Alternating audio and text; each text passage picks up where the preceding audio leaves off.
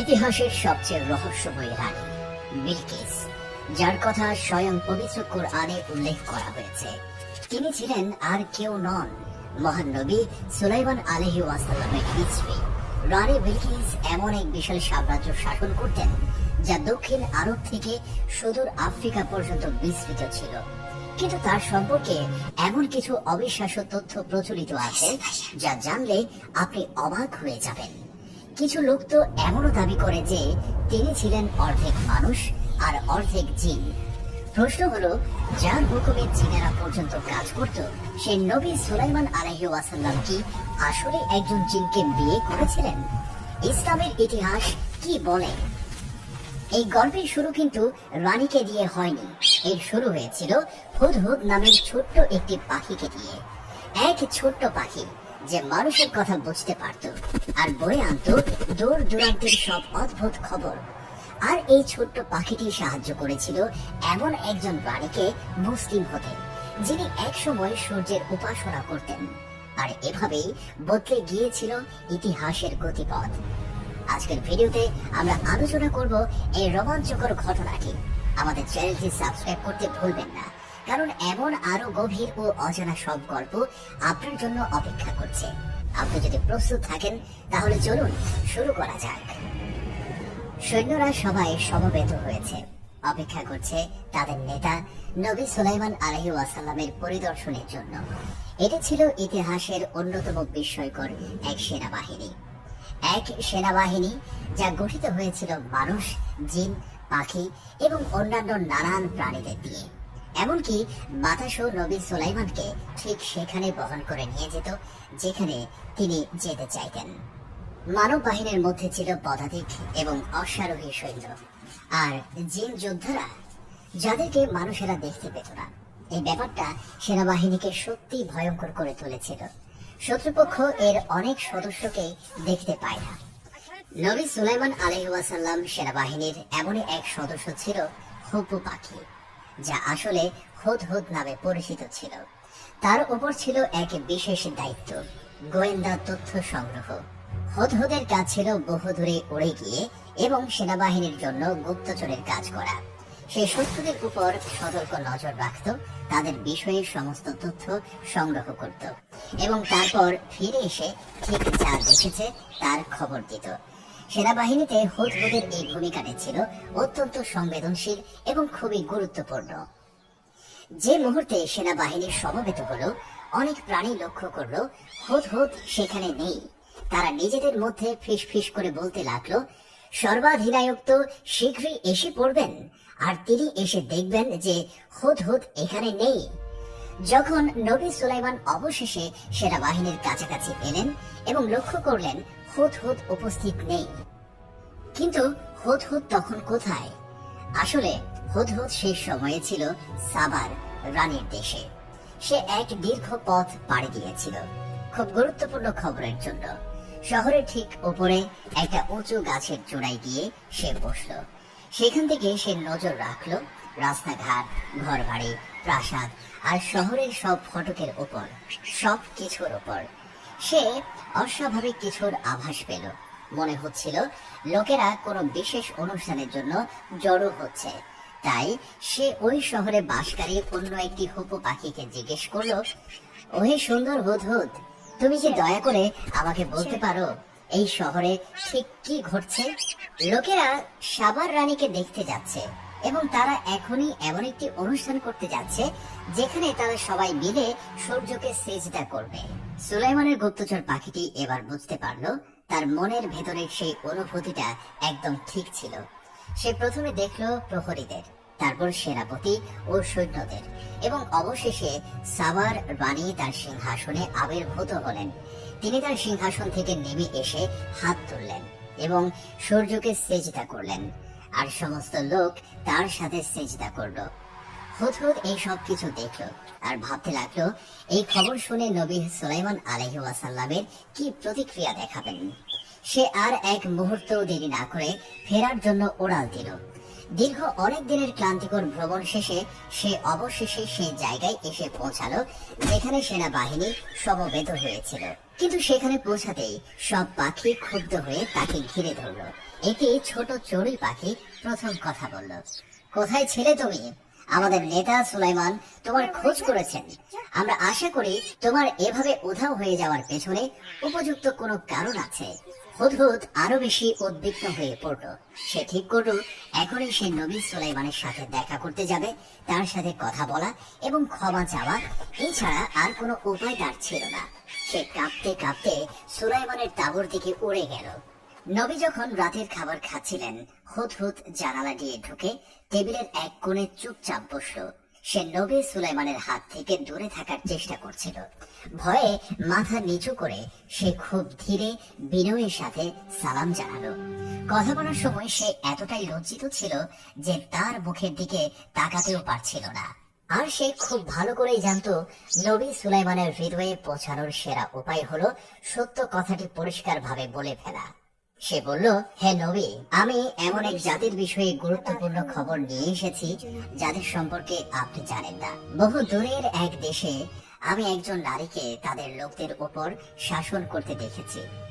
তিনি এক বিশাল সিংহাসনে বসেন, কিন্তু আমি তাকে এবং তার লোকদের দেখেছি আল্লাহর পরিবর্তে সূর্যকে সিজদা করতে। শয়তান তাদের এই কাজগুলোকে তাদের চোখে সুন্দর করেছে। এই কথাগুলো ছিল খুবই জোরালো। হুদহুদ বোঝাতে চাইল যে তার দেরি করার পেছনে এক যথার্থ কারণ ছিল। সে এক গুরুত্বপূর্ণ অভিযানে গিয়েছিল। নবী সুলাইমান জবাব দিলেন, অবশ্যই, তুমি যা বলছো তা সত্য কিনা তা আমাদের যাচাই করে দেখতে হবে।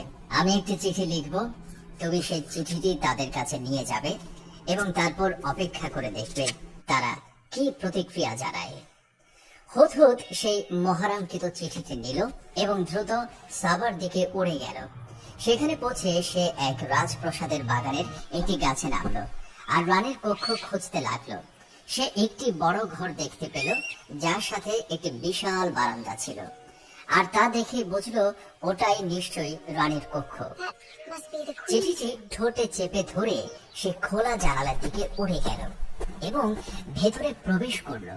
সে ঠিক করলো ছাদের একটি কারুকার্যের আড়ালেই সে লুকিয়ে থাকবে। যখন সে সেখান থেকে তাকালো, দেখলো রানী তার বিছানায় ঘুমিয়ে আছেন। তার চুলগুলো বালিশের উপর ছড়িয়ে আছে। তার মুখখানে ছিল অপরূপ সুন্দর। তার রূপ দেখতে দেখতে হুদহুদের মনে রানীর জন্য দুঃখ হলো। সে ভাবলো, এত সৌন্দর্য, এত সম্পদ আর এত ক্ষমতা থাকার পরও কেন একজন মানুষ সূর্যের উপাসনা করবে? শয়তান নিশ্চয়ই তাদের ধোঁকা দিয়েছে। সেই তাদের আল্লাহকে বাদ দিয়ে অন্য কিছুর উপাসনা করতে শিখিয়েছে। তারপর সে ভাবলো, যদি সুলাইমানের সেনাবাহিনী সাবার লোকদের সাথে যুদ্ধ করে তবে এর ফলাফল সুস্পষ্ট। হ্যাঁ, রানী শক্তিশালী ঠিকই, কিন্তু তিনি নবীর সেনাবাহিনীকে হারাতে পারবেন না। তার সৈন্যরা খুব সহজেই এই রাজ্য দখল করে নেবে। হুদহুদ দ্বিধায় পড়ে গেল, চিঠিটা কি এখনই ফেলে দেব নাকি তার পুরোপুরি জেগে ওঠা পর্যন্ত অপেক্ষা করব? চিঠিতে কি লেখা আছে তা সে জানতো না। সে যখন এই কথা ভাবছিল ঠিক তখনই চিঠিটা হঠাৎ তার ঠোঁট থেকে ফসকে রানীর বিছানার উপর পড়ে গেল। রানী চোখ খুলে তার সামনে একটি চিঠি দেখতে পেলেন। তিনি দ্রুত চারপাশে তাকালেন, কিন্তু কাউকে দেখতে পেলেন না। কিছুটা ভয় পেয়ে তিনি চিঠিটি খুললেন এবং নীরবে পড়তে লাগলেন। এই বার্তা সুলাইমানের পক্ষ থেকে। পরম করুণাময় অসীম দয়ালু আল্লাহর নামে আমি আপনাকে এক আল্লাহর প্রতি বিশ্বাস স্থাপনের আমন্ত্রণ জানাচ্ছি। আমার সামনে অধ্যত্ব দেখাবেন না, আমার কাছে এসে আত্মসমর্পণ করুন। রানী রেগে গেলেন এবং চিঠিটি কে নিয়ে এসেছে তা দেখার জন্য আবার চারপাশে তাকালেন। যখন তিনি কাউকে দেখতে পেলেন না, তার রাগ আরো বেড়ে গেল। তিনি তার প্রহরীদের ডাকলেন এবং বললেন, কার এত সাহস যে আমার কক্ষে প্রবেশ করে? কে এই কাজ করেছে? প্রহরীরা হতবাক হয়ে গেল। তারা রানীকে জানালো যে কক্ষে কেউ প্রবেশ করেনি। তারা বলল, সারাক্ষণ তাদের হাতে তলোয়ার ছিল এবং চোখ খোলা ছিল। তারা কসম খেয়ে বলল, রানীর ঘরের কাছেও কেউ আসেনি। এদিকে হুদহুদ পাখিটি ওপরের একটি ছোট ফাঁকে লুকিয়ে সব শুনছিল। রানী বিলকিস চিঠিটি হাতে তুলে ধরে চিৎকার করে বললেন, তাহলে এই চিঠি কোথা থেকে এলো? প্রহরীরা অনুমান করার চেষ্টা করলো চিঠিটি কিভাবে এলো, কিন্তু তাদের কেউই কাউকে এটা আনতে দেখেনি। তারা বিভ্রান্ত হয়ে পড়েছিল এবং বুঝতে পারছিল না কি বলবে। রানী বিলকিস দ্রুত তার পরিষদের সাথে এক জরুরি বৈঠক ডাকলেন। পরিষদ সমবেত হলো এবং রানী বিলকিস সেই সভায় সভাপতিত্ব করলেন। তিনি বললেন, হে আমার উপদেষ্টাগণ, আমি অত্যন্ত গুরুত্বপূর্ণ একটি চিঠি পেয়েছি। এটি সুলাইমানের পক্ষ থেকে। সে তার চিঠি শুরু করেছে পরম করুণাময় অসীম দয়ালু আল্লাহর নামে। সে আমাকে বলেছে অধ্যত্ব প্রদর্শন না করে তার কাছে আত্মসমর্পণ করতে। আপনাদের কি মনে হয় আমাদের কি করা উচিত? উপদেষ্টাদের একজন বলে উঠলেন, এর অর্থ হলো রাজা সুলাইমান চাইছেন আমরা তার কাছে নতি স্বীকার করি, না হলে যুদ্ধের আহ্বান। আরেকজন বললেন, আমরা শক্তিশালী ও পরাক্রমশালী, চলুন তাকে আমাদের শক্তি দেখাই। পরিষদের বেশিরভাগ সদস্যই এই যুদ্ধ করার মতামতের সাথেই একমত হলেন। কিন্তু একজন বিজ্ঞ উপদেষ্টা হঠাৎ জিজ্ঞেস করলেন, সেই দূতটি কোথায় যে চিঠিটি নিয়ে এসেছে? একমাত্র সেই পারে আমাদের সুলাইমানের আসল উদ্দেশ্য বুঝতে সাহায্য করতে। রানী বিলকিস জবাব দিলেন, তিনি তা জানেন না। তিনি বললেন, ঘুম থেকে জেগে তিনি চিঠিটি তার বিছানায় পেয়েছেন। সে বিজ্ঞ উপদেষ্টা আবার বললেন, ব্যাপারটা কিছুটা ভয়ের। আমার পরামর্শ হলো আমাদের অপেক্ষা করা উচিত। সুলাইমান যদি কোনো দূত ছাড়াই এমন অদ্ভুত এবং শক্তিশালী উপায়ে চিঠি পাঠাতে পারেন, তবে কে জানে তিনি যুদ্ধে আসলে কতটা শক্তিধর। তাই আমাদের অপেক্ষা করে পরিস্থিতি বোঝার চেষ্টা। তখন রানী বিলকিস বলেন, রাজারা যখন কোন জনপদে আক্রমণ করে তারা সব কিছু ধ্বংস করে দেয় এবং সেখানকার সম্মানিত লোকদের হীনবল করে ফেলে। আমার আশঙ্কা হচ্ছে আমাদের সাথেও এমন কিছু ঘটতে পারে। তাই আমার পরামর্শ হলো আমরা দূত মারফত কিছু উপহার পাঠাই, তারপর অপেক্ষা করে দেখব কি জবাব আসে। কেউ এতে আপত্তি করলো না, ফলে রানীর পরামর্শটি গৃহীত হলো। আর সেই হুদহুদ পাখিটি পুরো কথোপকথনটি শুনেছিল। সভা শেষ হওয়া মাত্রই সে উড়ে চলে গেল।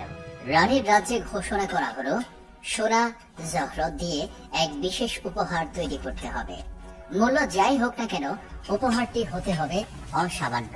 তারা রানীকে বললেন, সুলাইমান একজন শক্তিশালী এবং ভয়ঙ্কর মানুষ। কেবল খুব মূল্যবান উপহারই হয়তো তাকে সন্তুষ্ট করতে পারবে। তাদের ভবিষ্যৎ এখন তার দয়ার উপরেই নির্ভর করছে। রাজ্যের সেরা শিল্পীরা দিনরাত এক করে সেই বিশেষ উপহারটি তৈরি করতে লেগে গেল। ব্যবহার করা হলো বহু মূল্যবান উপকরণ।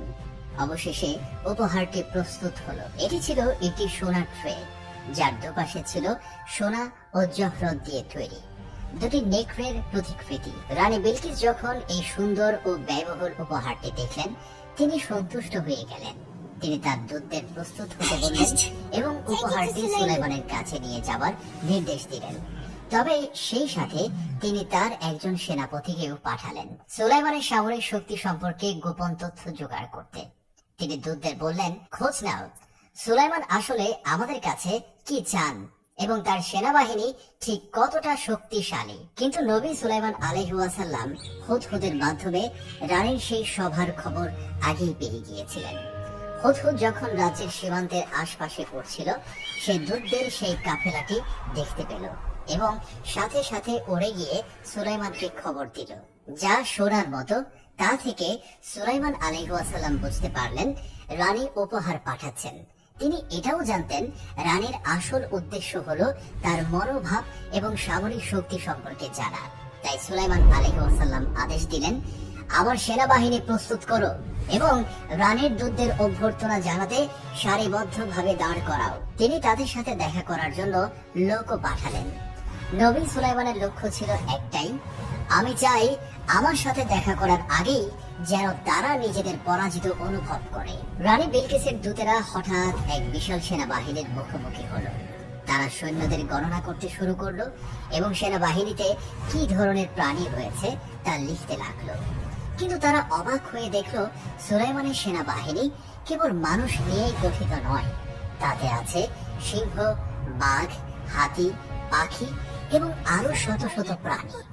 তারা আরো দেখলো এই সেনাবাহিনীর বাতাসের সাহায্যে এক জায়গা থেকে অন্য জায়গায় যেতে পারে। বিষয়ে তাদের চোখ বড় বড় হয়ে গেল, মুখ খোলা অবস্থায় তারা স্তব্ধ হয়ে গেল। এমন সেনাবাহিনী তারা আগে কখনোই দেখেনি, সেই সাথে মহামান্বিত এবং ভয়ঙ্কর। এটা স্পষ্ট ছিল এমন শক্তির বিরুদ্ধে তারা কখনোই লড়তে পারবে না। তারা হঠাৎ লক্ষ্য করলো কিছু অস্ত্র নিজে থেকে নড়াচড়া করছে। তখন তাদের ভয় আরো বেড়ে গেল। তারা একে অপরের দিকে তাকিয়ে আতঙ্কিত হয়ে জিজ্ঞেস করলো, এসব কি? যে কর্মকর্তা তাদের চারপাশ ঘুরিয়ে দেখাচ্ছিলেন তিনি শান্তভাবে জবাব দিলেন, ওরা হলো জিন সৈন্যদের একটি ছোট দল, যারা তাদের সকালের প্রশিক্ষণ সারছে। দূতেরা হতবাক হয়ে গেল এবং নবী সুলাইমানের সাথে দেখা করার জন্য আরো বেশি উদ্গ্রীব হয়ে উঠল। কিন্তু নবী সুলাইমান তাদের সাথে সরাসরি দেখা করতে অস্বীকার করলেন। পরিবর্তে তিনি তার একজন সেনাপতিকে তাদের সাথে কথা বলার জন্য পাঠালেন। সেই কর্মকর্তা তাদের সুলাইমানের প্রাসাদে মধ্যাহ্ন ভোজের আমন্ত্রণ জানালেন। দূতেরা চারপাশে তাকাতে তাকাতে তারা যে উপহার এনেছিল তার জন্য লজ্জিত বোধ করল। সুলাইমানের রাজ্যের শান, শৌকত আর শক্তির তুলনায় তাদের উপহারগুলো খুবই তুচ্ছ এবং নগণ্য মনে হচ্ছিল। তবুও তারা ইতস্তত করে এবং লজ্জিত ভাবেই উপহারগুলো হস্তান্তর করল। সেই কর্মকর্তা উপহারগুলো সুলাইমানের কক্ষে নিয়ে গেলেন, কিন্তু কয়েক মিনিট পরেই সেই উপহারগুলো হাতে নিয়ে আবার ফিরে এলেন। তিনি সেগুলো টেবিলের উপর রাখলেন এবং বললেন, নবী সুলাইমান তা প্রত্যাখ্যান করেছেন। তারপর তিনি সুলাইমানের বার্তাটি পৌঁছে দিলেন, তোমরা কি ভেবেছ সম্পদ নিয়ে আমাকে মুগ্ধ করবে? আল্লাহ আমাকে যা দিয়েছেন তা তিনি তোমাদের যা দিয়েছেন তার চেয়ে অনেক উত্তম। তোমাদের উপহার ফিরিয়ে নিয়ে যাও। আমি যদি এমন এক বাহিনী নিয়ে তোমাদের কাছে আসি যা তোমরা কল্পনাও করতে পারবে না, তবে আমি তোমাদের অপমানিত করে তোমাদের শহর থেকে বিতাড়িত করব। দূতেরা ভয় পেয়ে গেল। তাদের মধ্যে একজন সেই কর্মকর্তাকে জিজ্ঞেস করলো, সুলেমান আমাদের কাছে ঠিক কি চান? দয়া করে পরিষ্কার করে বলুন, যাতে আমরা রানীকে জানাতে পারি। কর্মকর্তা জবাব দিলেন, সুলেমান কেবল একটি জিনিসই চান, তোমাদের রানী এবং তোমাদের প্রজারা যেন তার কাছে আত্মসমর্পণ করে। তারা বুঝতে পারলো এই বার্তাটি শান্তির হলেও এটি একটি স্পষ্ট সতর্ক বাণীও বটে। তাই দূতেরা তাড়াতাড়ি সুলাইমানের কথাগুলো রানী বিলকিসের কাছে পৌঁছে দিতে ফিরে গেল। দূতেরা যখন এসে পৌঁছালো তখন রানী ঘুমিয়েছিলেন, কিন্তু তিনি তার দাসীদের কড়া নির্দেশ দিয়ে রেখেছিলেন দূতেরা এলেই যেন তাকে সাথে সাথে জাগিয়ে দেওয়া হয়। তাই তারা রানীকে বিরক্ত করতে না চাইলেও তাকে জাগিয়ে তুলল। রানী বিলকিস চোখ খুলেই দূতদের সাথে দেখা করলেন। তিনি জিজ্ঞেস করলেন, তোমরা যখন তাকে উপহার দিলে সুলেমান কি বলে? কিন্তু দূতেরা ব্যাখ্যা করে বলল, সুলেমান তাদের সাথে দেখা করেইনি। তার একজন সেনাপতি উপহারটি গ্রহণ করে তার কাছে নিয়ে গিয়েছিলেন, কিন্তু দুঃখের বিষয় সুলেমান সেই উপহার প্রত্যাখ্যান করেছেন। তিনি ওটা আমাদের কাছে ফেরত পাঠিয়ে দিয়েছেন। সুলেমানের পাঠানো সম্পূর্ণ বার্তাও রানীকে জানানো। এই কথা শুনে রানী মাথা নিচু করে ভাবতে লাগলেন, সুলেমান তার উপহার বা দূত কাউকেই গ্রহণ করেননি। তিনি বুঝতে পারলেন সুলাইমান কেবল একটি জিনিসই গ্রহণ করবেন, আর তা হলো তার আত্মসমর্পণ। দূতেরা সুলাইমানের সেনাবাহিনীর ভয়াবহ শক্তির বর্ণনা দিল। রানী যখন শুনলেন যে তার সেনাবাহিনীতে পশু এবং জিনও রয়েছে, তিনি উপলব্ধি করলেন পরিস্থিতি ঠিক কতটা গুরুতর। যদি তিনি যুদ্ধ করার সিদ্ধান্ত নেন, এর অর্থ হতে পারে তিনি তার সর্বস্ব হারাবেন। এখন কেবল একটাই পথ খোলা ছিল, অন্য কোনো উপায়ে সুলাইমানকে বোঝানোর চেষ্টা করা। সে প্রত্যাখ্যাত উপহারটির দিকে তাকিয়ে তিনি গভীরভাবে ভাবতে লাগলেন, কি করা যায়। ঠিক একই সময়ে নবী সুলাইমান আলাইহিস ওয়াসাল্লামও তার নিজের শহরে একটি সভা করছিলেন। তার পরিষদে ছিলেন মন্ত্রী, সেনাপতি, যুদ্ধ বিশেষজ্ঞ এবং প্রাজ্ঞ ব্যক্তিরা। দুটি সিংহ প্রহরী হিসেবে সভার নিরাপত্তার জন্যই পাশে দাঁড়িয়েছিল, আর সেই হুদহুদ পাখিটিও সেখানে ছিল। নবী সুলাইমান আলাইহিস ওয়াসাল্লাম যখন সভা শুরু করলেন, আমি আল্লাহর প্রশংসা করি সেই সমস্ত সম্পদ ও ক্ষমতার জন্য যা তিনি আমাদের দিয়েছেন। যদিও তিনি ভেতরে ভেতরে খুব রেগে ছিলেন, কিন্তু বাইরে তিনি সেই রাগ প্রকাশ করলেন না। তিনি বলতে থাকলেন, এটা কি করে সম্ভব যে আমরা তাওহীদের পতাকা বহন করে বেঁচে থাকতেও এখনো এমন লোক আছে যারা সূর্যের উপাসনা করছে?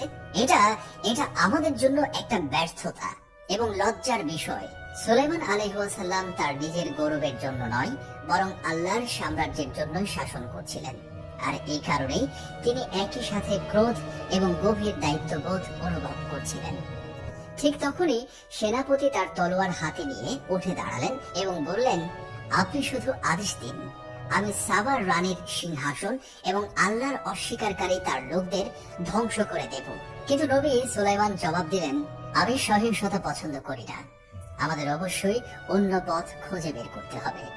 আমি আশা করি রানী আমার সাথে দেখা করতে এখানেই আসবেন, কিন্তু তিনি আসার আগেই তোমাদের মধ্যে কে আছো যে তার সিংহাসনটি এখানে নিয়ে আসতে পারবে? জিনদের মধ্য থেকে একজন বলে উঠল, আপনি আপনার এই আসন থেকে ওঠার আগেই আমি তা এনে দিতে পারি। আপনি তো জানেন আমি কতটা শক্তিশালী। কিন্তু এরপর একজন জ্ঞানী ব্যক্তি, যাকে আল্লাহর পক্ষ থেকে বিশেষ জ্ঞান দেওয়া হয়েছিল, তিনি বলে উঠলেন, আমি চোখের পলক ফেলার আগে তা আপনার কাছে এনে দিতে পারি। নবী সুলাইমান আলাইহিসসালাম এই প্রস্তাব গ্রহণ করার সাথে সাথে রানী বিলকিসের সিংহাসনটি হঠাৎ তার সামনে আবির্ভূত হলো। এটা ছিল টেলিপোর্টেশনের মতো, এমন কিছু যা কোনো মানুষ আগে কখনোই করেনি। সবাই হতবাক। সিংহাসনটি ছিল বিশাল এবং রাজকীয়। সবাই সেটার দিকে তাকিয়ে গভীর ভাবনায় ডুবে গেল। এমনকি হুদহুদও সেখানে ছিল, যা ঘটলো তা বোঝার চেষ্টা করছিল। ওদিকে সাবার শহরে রাজকীয় পরিষদ ও যুদ্ধ পরিষদ উভয়ই একত্রিত হয়েছিল। রানী বিলকিস সভার সভাপতিত্ব করছিলেন। ঘরের প্রত্যেকের চেহারা ফ্যাকাশে আর আতঙ্কিত। রানী ক্লান্ত সুরে বললেন, আজ আমরা এক ভীষণ কঠিন পরিস্থিতির মুখোমুখি। সুলাইমান চাইছেন আমরা তার কাছে আত্মসমর্পণ করি। তিনি আমাদের শক্তি ধ্বংস করে দেওয়ার হুমকি দিচ্ছেন। আমি আপনাদের কাছে একটা এর সমাধান চাইছি। উপদেষ্টারা একমত হলেন। স্বয়ং রানীকেই সুলাইমানের কাছে যেতে বললেন এবং তাকে আরো বড়, আরো দামি উপহার দিতে বললেন। হয়তো এতে শান্তি আসতে পারে। কিন্তু তারা এটাও বললেন, যদি তিনি এই উপহারগুলো প্রত্যাখ্যান করেন, তবে যুদ্ধই হবে আমাদের একমাত্র পথ। আর এই যুদ্ধ হয়তো আমাদের ইতিহাস থেকে মুছে ফেলবে। সবাই রানী বিলকিসকে তাদের শেষ ভরসা হিসেবে দেখছিল। তাই রানী ঝুঁকি নেওয়ার সিদ্ধান্ত নিলেন এবং তিনি সশরীরে সুলাইমানের প্রাসাদে যাবেন। প্রস্তুতি শুরু হলো। তার জন্য নতুন আরো সুন্দর এবং দামি উপহারের পরিকল্পনা করা হলো। নবী সুলাইমান আলাইহিসসালাম জানতেন, ক্ষমতা এবং অগ্রগতি সম্পর্কে রানীর এক মস্ত বড় ভুল ধারণা ছিল। রানী তার দেশের শিল্প ও প্রযুক্তি নিয়ে অনেক গর্বিত ছিলেন। কিন্তু সুলাইমান আলাইহিসসালাম তাকে একটি গুরুত্বপূর্ণ সত্য শেখাতে চেয়েছিলেন। প্রকৃত মাহাত্ম্য এবং সত্যিকারের অগ্রগতি কেবল তাওহীদের পতাকা তলেই আসে, অর্থাৎ আল্লাহর একাত্মবাদে বিশ্বাসের মাধ্যমে। আল্লাহর প্রতি বিশ্বাস ছাড়া যে কোনো ব্যবস্থাই একদিন ভেঙে পড়বে। কি হবে যদি আপনি দুনিয়াও হারিয়ে আল্লাহকে পান? আপনি বিজয়ী। কিন্তু যদি আপনি পুরো দুনিয়া পেয়েও আল্লাহকে হারান, তাতে কি লাভ? নবী সাল্লাল্লাহু আলাইহি ওয়াসাল্লাম একজন প্রজ্ঞাবান নবী হিসেবে কেবল তার সিংহাসনটি আনলেন না, বরং এর নকশা পরিবর্তন করারও আদেশ দিলেন। যখন নবী সুলাইমান আলাইহি ওয়াসাল্লাম সিংহাসনের উপর সেই সূর্যের প্রতীকটি দেখলেন, তিনি বললেন, কি বোকার মতো কাজ যে কেউ সূর্যের উপাসনা করতে পারে। সূর্য যদি সোনারও হতো, তবু তাকে সিজদা করাটা একটা অর্থহীন কাজ। তিনি সিংহাসনের কিছু অংশ পরিবর্তন করার নির্দেশ দিলেন। তার নির্দেশনা অনুযায়ী সিংহাসনের নকশা বদলানোর কাজ শুরু হলো। ঠিক একই সময়ে রানী বিলকিস তার প্রস্তুতি শেষ করছিলেন। তিনি তার সাথে ভ্রমণের জন্য এক বিশাল কাফেলা প্রস্তুত করার নির্দেশ দিলেন। অন্যদিকে নবী সুলাইমান আলাইহিসসালাম তার রাজ্যের সেরা স্থপতিকে ডাকলেন এবং বললেন, তুমি কি জানো আমি তোমাকে কেন ডেকেছি? আমি পানির উপর নির্মিত একটি প্রাসাদ চাই, যা দেখতে ঠিক একটি ভাসমান প্রাসাদের মতো হবে। এর প্রবেশ পথ হবে সম্পূর্ণ স্বচ্ছ, যাতে কেউ নিচে তাকালে ভাবে যে এটা কেবলই পানি। আপনি যদি তাই চান, আমি কি মেঝের জন্য খাঁটি কাঁচ ব্যবহার করব, যাতে নিচের পানি পরিষ্কার ভাবে দেখা যায়? নবী সুলাইমান আলাইহিসসালাম বললেন, হ্যাঁ, ওটাই সবচেয়ে ভালো হবে। তুমি কি আমাকে বলতে পারো এটি নির্মাণ করতে কত সময় লাগবে? স্থপতি উত্তর দিলেন, আপনি যদি জিনদের সাহায্য করার অনুমতি দেন তবে এটি মাত্র 2 সপ্তাহের মধ্যেই শেষ হয়ে যাবে। আর যদি মানুষ এটি তৈরি করে তবে অনেক অনেক বেশি সময় লাগবে। নবী সুলাইমান রাজি হলেন, আমি জিনদের তোমাকে সাহায্য করার আদেশ দেব, কিন্তু আমি মেঝেটি ঠিক তোমার বর্ণনা মতোই চাই, স্বচ্ছ কাঁচ, যাতে নিচের পানি পুরোপুরি দেখা যায়। স্থপতি তখন জিজ্ঞেস করলেন, ছাদ বা দেয়ালের জন্য আপনার আর কোনো নির্দেশনা আছে কি? সুলাইমান আলাইহিস ওয়াসাল্লাম উত্তর দিলেন, তোমার কি মনে হয়? স্থপতি বললেন, আমার মনে হয় ছাদটিও কাঁচের তৈরি হওয়া উচিত, তাতে সূর্যের আলো পানিতে প্রতিফলিত হয়ে এক অপরূপ দৃশ্যের সৃষ্টি করবে। নবী সুলাইমান আলাইহিস ওয়াসাল্লাম এই ধারণায় সন্তুষ্ট হলেন এবং স্থপতিকে অবিলম্বে কাজ শুরু করার নির্দেশ দিলেন। স্থপতি প্রাসাদ নির্মাণ কাজ শুরু করলেন। শীঘ্রই সেই কাঠামোটি পানির উপর মাথা তুলে দাঁড়াতে লাগলো। রানী বিলকিস যখন সুলাইমানের দেশের কাছাকাছি পৌঁছালেন, হুদহুদ একজন কর্মকর্তার সাথে সীমান্তে তার জন্য অপেক্ষা করছিল। পথে আসতে আসতে রানী অদ্ভুত সব জিনিস লক্ষ্য করতে শুরু করলেন। তার দূতেরা তাকে যে গল্প বলেছিল তা পুরোপুরি সত্য ছিল। এই দেশটি বিস্ময়ে ভরপুর ছিল। তিনি প্রাসাদের যত কাছাকাছি হচ্ছিলেন ততই অবাক হচ্ছিলেন। তিনি সুলাইমানের সেনাবাহিনীর একটি অংশ দেখতে পেলেন এবং এটি ছিল তার দেখা সবচেয়ে শক্তিশালী, ভয়ঙ্কর এবং অদ্ভুত সেনাবাহিনী। তার ভয় আরো তীব্র হলো, তার হৃদস্পন্দন বেড়ে গিয়েছিল এবং তিনি যেন ঠিকমতো শ্বাসই নিতে পারছিলেন না। এই শক্তিকে মানুষের বলে মনে হচ্ছিল না, এর পেছনে নিশ্চয়ই কোনো ঐশ্বরিক শক্তি রয়েছে। এখন এই সব কিছু দেখার পর তিনি তার নিজের রাজ্যের মাহাত্ম্য এবং অগ্রগতি নিয়ে সন্দেহ করতে শুরু করলেন। যখন তিনি শহরে পৌঁছালেন, তার আত্মবিশ্বাস টলে গেল, তার গর্ব, তার অহংকার ভেঙে পড়তে শুরু করলো। তার ভয় ধীরে ধীরে বিস্ময়ে পরিণত হলো এবং খুব শীঘ্রই তিনি সুলাইমানের তৈরি সেই ম্যাগনিফিসেন্ট প্রাসাদে পা রাখতে যাচ্ছিলেন। তিনি যে দৃশ্যের মুখোমুখি হলেন তা তিনি আগে কখনোই দেখেননি। সুলাইমানের রাজ্য কেবল সম্পদ আর গৌরব দিয়েই গড়া ছিল না, এটি ছিল অবিশ্বাস্য সৌন্দর্য এবং শৈল্পিক বিবরণে পরিপূর্ণ। সোনার স্তম্ভ, মূল্যবান পাথর খচিত দরজা এবং প্রতিটি কোণায় হস্ত নির্মিত শিল্পকর্ম তার চোখ ধাঁধিয়ে দিল। কিন্তু সবচেয়ে চিত্তাকর্ষক অংশটি ছিল সুলাইমানের প্রাসাদের সেই প্রবেশ পথের মেঝে। এটি ছিল কাঁচ দিয়ে তৈরি আর এর নিচ দিয়ে বয়ে চলেছিল স্বচ্ছ পানি। মেঝেটা এত উজ্জ্বল ভাবে জল জল করছিল যে দেখতে ঠিক একটা গভীর জলাশয়ের মতো লাগছিল। রানী বিলকিস যখন ধীরে ধীরে প্রাসাদের দিকে এগিয়ে যাচ্ছিলেন, তিনি ভাবলেন মেঝেতে পৌঁছে পানি, তাই ভিজে যাওয়া এড়াতে তিনি তার পোশাকটি সামান্য উঁচু করে ধরলেন। আর ঠিক সেই মুহূর্তে তার পা দুটি অনাবৃত হয়ে গেল। এবার আসা যাক গল্পের সবচেয়ে রহস্যময় অংশে। কিছু প্রাচীন সূত্র মতে সুলাইমানের এই কাঁচের মেঝে তৈরির পেছনে একটি গোপন কারণ ছিল। এটা কেবল সৌন্দর্য বা জাঁকজমকপূর্ণ দেখানোর জন্য ছিল না, এটি ছিল একটা পরীক্ষা। কেন?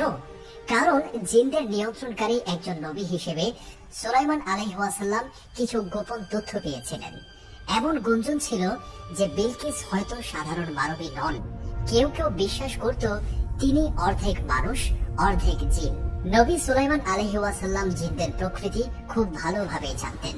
তিনি এটাও জানতেন যে জিনদের পা সাধারণত লোমশ হয়, আর এই কারণেই তিনি এই চকচকে কাচের মেঝেটিকে ঠিক পানির মতো করে তৈরি করেছিলেন, যাতে বিলকিস তার পোশাক উঁচু করেন ঠিক সেই মুহূর্তে তিনি তার পা দেখতে পাবেন এবং তার সন্দেহের সত্যতা যাচাই করতে পারবেন। কিন্তু কেন কিছু লোক বিশ্বাস করত যে তিনি অর্ধেক মানুষ, অর্ধেক জিন ছিলেন? পবিত্র কোরআন স্পষ্টভাবে বলে না যে বিলকিস মানুষ ছিলেন নাকি জিন।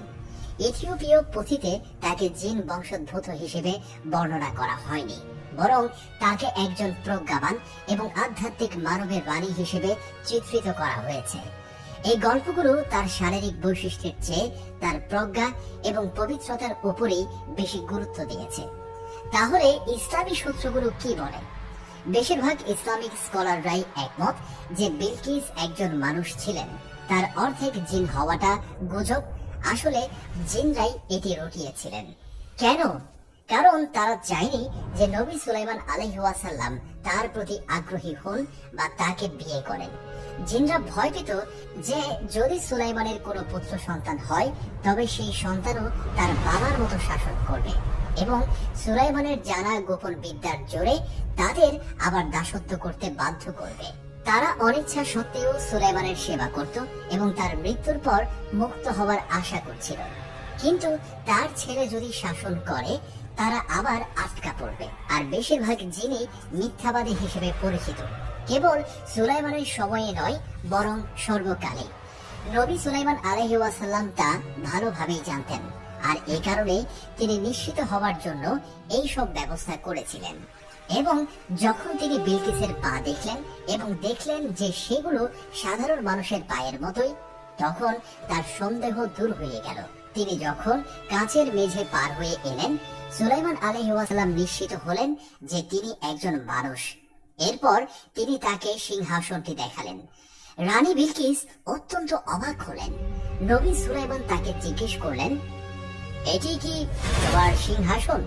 বিলকিস খুব মনোযোগ দিয়ে দেখলেন তিনি কি বলবেন বুঝতে পারছিলেন না। এটা দেখতে হুবহু তার সিংহাসনের মতোই, কিন্তু এর মধ্যে কিছু একটা পরিবর্তন করা হয়েছে।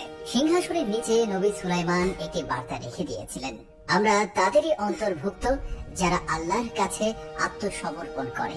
বিলকিস যখন আরো ভালোভাবে লক্ষ্য করলেন, তিনি বুঝতে পারলেন এটা সত্যি তার নিজের সিংহাসন। কোনোভাবেই তিনি পৌঁছানোর আগেই এটাকে তার প্রাসাদ থেকে নিয়ে আসা হয়েছে এবং এটাকে পরিবর্তন করা হয়েছে। এটা ছিল নবী সুলাইমান আলাইহিস সালাম আল্লাহ যে ক্ষমতা দিয়েছিলেন তারই আরেকটি প্রমাণ। রানী বিলকিস গভীর চিন্তায় ডুবে গেলেন। তিনি যত ভাবছিলেন ততই উপলব্ধি করছিলেন নবী সুলাইমানের প্রজ্ঞা ও যুক্তির তুলনায় তার লোকদের বিশ্বাস কতটা দুর্বল এবং মূর্খতাপূর্ণ ছিল। সেদিন তাকে মধ্যাহ্ন ভোজে আমন্ত্রণ জানানো হলো। নবী সুলাইমান আলাইহিস সালাম তার পাশে বসলেন এবং তার ভাবনাগুলো বলতে শুরু করলেন। তিনি কথা বললেন আল্লাহ সম্পর্কে, যিনি জগৎ সমূহের প্রতিপালক, পরম দাতা, সর্বোচ্চ, যিনি সূর্যকে সৃষ্টি করেছেন মানুষের সেবা করার জন্য। তিনি বললেন, বাগানের প্রজাপতি আর লিলি ফুল যেমন আল্লাহর ইবাদত করে, সূর্যকেও ঠিক তেমনি আল্লাহর ইবাদতের জন্যই সৃষ্টি করা হয়েছে। একজন মানুষের পক্ষে সূর্যের মতো অন্য একটি সৃষ্টির কাছে মাথা নত করা, এটা মানুষের বুদ্ধিমত্তার জন্যই এক চরম অপমান। ঠিক তখনই রানী বিলকিস বুঝতে পারলেন তারা যে সূর্যের উপাসনা করত তা শয়তানের পাতা একটি সুন্দর ফাঁদ ছাড়া আর কিছুই নয়।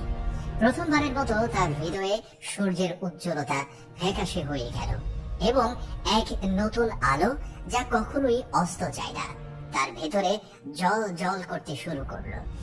ঠিক সেই মুহূর্তে তার উপদেষ্টারা এসে বললেন, কিছুক্ষণের মধ্যে সূর্য ডুবে যাবে, এখন সূর্যকে আমাদের প্রতিদিনের সিজদা করার সময় হয়েছে। কিন্তু রানী উঠে দাঁড়ালেন এবং বললেন, হে বোকার দল, তোমরা এখনো বিশ্বাস করো যে সূর্য উপাসনার যোগ্য? শয়তান আমাদের এই পুরো বিশ্বাস ব্যবস্থাকেই আমাদের চোখে সুন্দর করে সাজিয়ে দিয়েছিল। কি ঘটতে পারে সে ভয়ে উপদেষ্টারা ভীত হয়ে পড়ল এবং দ্রুত সেখান থেকে চলে গেল। আর প্রথমবারের মতো রানী তার হৃদয়ের গভীরে উষ্ণ এবং সুন্দর কিছুর স্পন্দন অনুভব করলেন। রানী বিলকিস উপলব্ধি করলেন ইসলামে তার বিশ্বাস ঘোষণা করার সময় এসেছে। গভীর আবেগের সাথে তিনি স্বীকার করলেন যে তিনি এতদিন নিজেকেই ধোঁকা দিয়ে আসছিলেন এবং তিনি মুসলিম হয়ে গেলেন। এর কিছুদিন পরেই সাবার লোকেরাও তাদের রানীকে অনুসরণ করলো।